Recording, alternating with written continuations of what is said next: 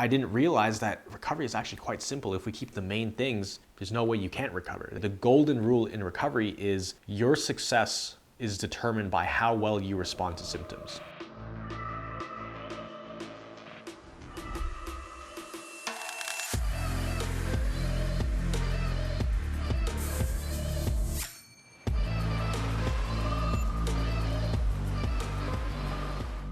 How's it going, guys? Miguel here from CFS Recovery. In this video, I'm going to answer the question of should you meditate and will it help you with your recovery journey? Now, this is a very general question. It actually goes a lot deeper than this. Should you meditate? Should you do deep breathing? Should you do EFT tapping? Should you do visualization techniques? There's all these things that you think that you should do, and this can actually create a problem during recovery. Let me break this down for you. When I was sick, I thought I should be doing a lot of things. I thought I had to do a lot of things. And a lot of the things that I was doing, I didn't really understand the mechanism behind it. I didn't really know what kind of change I was aiming to create in the brain. I didn't really know the sole purpose of why I was doing something other than I knew it would relax me. I knew deep breathing would help me relax more. I knew visualization techniques would help me think more positive, help me persevere more, help me stay much more resilient, especially through the tough times when the symptoms were flaring up. So I knew all these things were good for me, but I didn't know exactly what was going on. And I think a lot of us,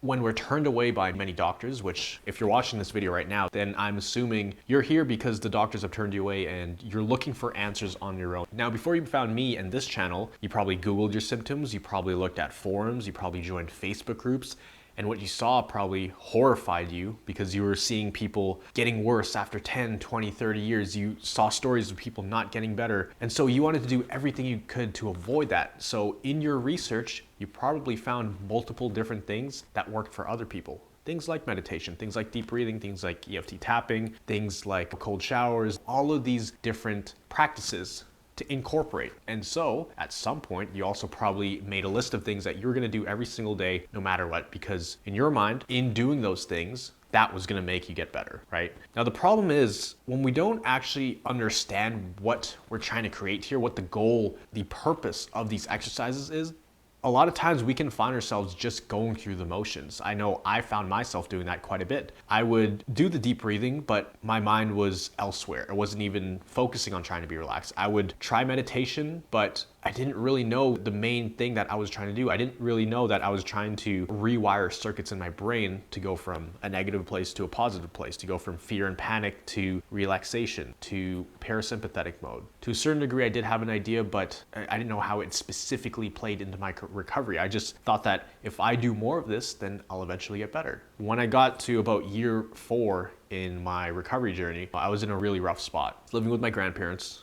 Many of the story already. If you haven't seen my full story, you can watch the video up here. I go in depth about everything I went through, and I shed a lot of light about my experiences with this, especially at my worst. So I was living with my grandparents for about 8 months, completely bedridden. I could not function at all. So most of the day I was meditating. I was doing deep breathing. I was doing tapping because I literally couldn't do anything else. I could not get out of bed. I mean, if I did, I was only able to get out of bed twice per day maximum to go to the washroom. Other than that, rolling in bed was very difficult. Extreme pain, shortness of breath, headaches, vertigo, POTS, all that stuff. So I had a list of things that I had to do every single day that I told myself I should be doing, which was the meditation. Some days I would literally meditate for 5 or 6 hours straight because I had such a bad headache. Other days I would focus a lot on deep breathing. This sometimes made me actually worse. It would make me more conscious of my breathing, actually overly conscious of my breathing. So then I felt that if I wasn't consciously breathing, that I would just stop. Ridiculous thing to say right now, even just listening to me say that sounds kind of crazy, but when your body is in a completely anxious state and all it sees is fear and worry, then I'm sure you know what I'm talking about. So I thought I had to do all these things, but a lot of it I was just going through the motions. And what happened is it actually had the opposite effect sometimes, because if I didn't get to doing them, then I would feel frustrated with myself and I would feel disappointed in myself, and I'd beat myself up saying, if you really wanted to get better, then you would do all of these different things.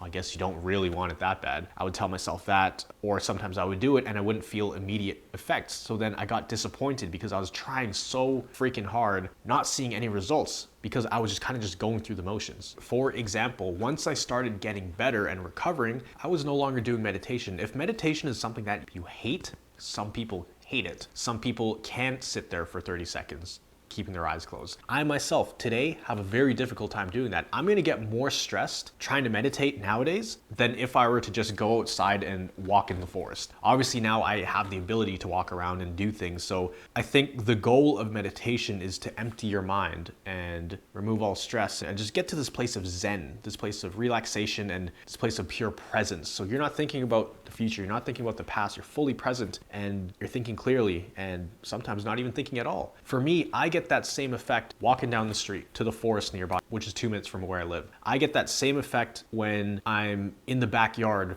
pacing around in circles with my hands in my pockets in between calls. I get that same effect. So to me, that is meditation. So I think it's not so much the certain things that you're doing, it's more so trying to attain the same outcome that these things are doing. Obviously, there's things like deep breathing where it is going to be very hard to replicate that with something else. But with meditation, my form of meditation is creating videos. I love creating videos. I love editing videos. I love using my creativity to build content and create this cool stuff. I actually have my own personal Instagram page. I actually run a video production company where I'm able to flex those creativity muscles. And for me, it doesn't even really feel like work, it feels like play. And that to me is meditation. So I think if there's things you hate, don't do them. If there's things like EFT, I try that. It didn't work for me. If I kept doing it, even when I hated it, even when it wasn't resonating with, my approach obviously wasn't working, but if the EFT wasn't working and I kept doing it, I would just be more frustrated. And it would be an annoying thing I just had to cross off the list daily. And so if I'm stressed doing that thing, it kind of defeats the whole purpose. The whole point of doing it is to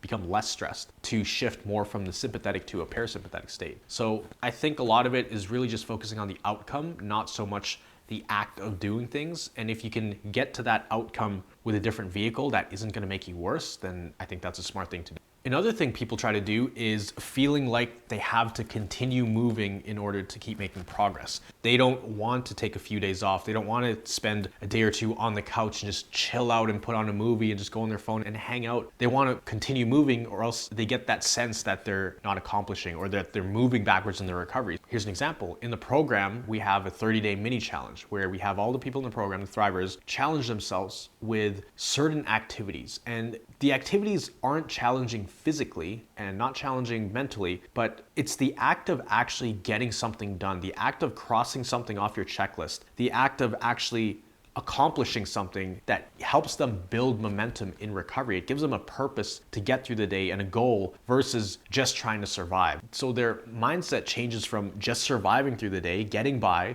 to actually accomplishing things. And when that comes into effect, it just switches something in their mind. Now, a lot of people, I tell them, make sure it's not physically or mentally or emotionally draining on you. Make sure it's very easy, and if you need to dial it back or you need to pull back, then do it. So some people, they take on a little bit too much. They do a little bit too much activity. They say, I want to walk 20 minutes a day. But let's say day 8 or 9 or 10 comes by and they're feeling super tired. Maybe they're in a slight adjustment period. Their symptoms are flaring up. They might feel like they have to continue that level of activity in order to feel that sense of accomplishment, to feel that sense that things are moving in the right direction. And they feel like taking a step back is going to be going against the plan, against the whole recovery. But you really have to adapt with the body. If you're feeling super tired or drained and you're forcing yourself to do things just for the sake of doing them, whatever it is, whether it's meditating, deep breathing, or doing rounds of brain retraining, going for a walk, making sure you're doing your stretches, making sure you're doing your 1 push-up a day,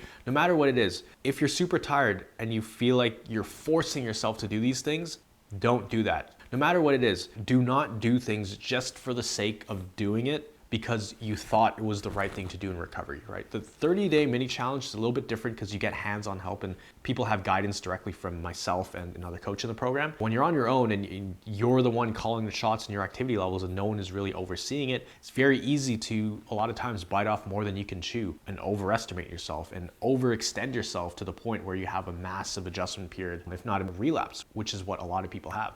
So just because you've read online that something is good doesn't mean you should absolutely do it, and without doing that thing, you won't get better. My approach to recovery was very different from a lot of people's and from a lot of what I've read online. My diet was not perfect. It was actually far from perfect. It was opposite. I was eating chips and burgers after I got out of the hospital, yet I was recovering and getting better. Now, I'm not saying go pig out and eat pizzas and burgers and chips and eat all this junk food and you'll get better. That's what worked for me. So I believed for such a long time that I had to recover in a certain way. And the thing is, I was listening to too many specific things, too many general ideas online and trying to formulate my own plan, and it made it really confusing. And I didn't realize that recovery is actually quite simple. If we keep the main things, there's no way you can't recover. The golden rule in recovery is your success is determined by how well you respond to symptoms. That's it. If you can respond to symptoms, if you can keep your composure, you don't freak out when you have flare-ups, you don't start going into a negative mindset, and you're able to pull back and actually take it easy during those adjustment periods, you'll be okay. Those adjustment periods will go away just like they always do. But the most crucial thing is how you respond to symptoms. Keep that the main thing. And then all these other things you can add on top of it. So that's the lesson in this video. Don't do things just for the sake of doing them, just because you saw somewhere online that you have to do this every single day, right? You can be flexible in recovery. It doesn't have to be so rigid. And I think the more flexible you are, the more you're able to adapt to different situations and learn to adapt and accept that. I think a lot of people with type A personalities need that rigid structure. When you're doing it on your own and you're coming up with your own structure, it's A, very hard to stick to it, and B, it might not even be the right things for you because it's hard to plan out your situation when you're the player. I talk about this in another video, the player and coach mentality. Sometimes you need someone looking from the outside in to help you figure out what exactly you need to do and kind of anticipate what can happen in the next few days or the week or 2 weeks, because as you're going through this, you're in a very emotional state. It's hard to make clear, concise decisions, and your decisions will be fluctuating all over the place. So if you can have extra help, someone like myself or a coach in the program, then it really gives you that upper hand. If you were interested in joining Recovery Jumpstart, you can click the link down below. You can apply to the program. We do it by an application basis only. We want to make sure you're the right fit for the program. We're looking for people who have been turned away by doctors. They've had blood tests, they've had scans, and nothing is coming back. They're frustrated and there's not really anywhere else to turn to. I always say, get everything done medically if you can. And when it gets to that point where they don't have anything left to offer you, they don't have any more solutions, and they're just like, okay, just go home, get some rest, you're fine, you're all normal, maybe try sleeping more. If they're telling you that stuff, if you're hearing that, then this program may be a good fit for you. Make sure to click the link down below. There's more information. You can fill out the form and we'll see if you're a good fit. We'll chat and see if we can help you. The subscriber highlight comment of this video comes from Joe. And Joe says, the first minute waking up, I forget I'm sick. Then, when I realize my heart's going fast, it all comes flooding back to me. It's the hardest part of the day, and it's the part where you really have to consistently show up. Get out of bed, open those curtains, drink loads of water, and be thankful you've made it another day towards recovering. I'm starting my recovery journey with Miguel, but I'm already learning so much and seeing incremental improvements. Thank you. And Joe is actually in the program. Let me pull up one of his wins because he's already a little bit of progress and we haven't even really started. We're in that period where we're waiting for this next, we haven't even really started the program, but I just wanted to share it with you guys because he's putting in a lot of work, staying consistent. If you got some value out of this video, if you enjoy this, you learned some new things, make sure to comment down below. So if you comment down below, you have a chance to be featured. Make sure it's something that you learned, that you took away from this video, something valuable or a win that you can share with others. Don't forget to give this video a thumbs up, hit that like button, make sure you're subscribed and hit the notification bell so you can be reminded every time we post a new piece of content. We're posting videos every single day. And always remember, you are a thriver and you are just one mind shift away from living life with thriving health. I'll see you in the next video.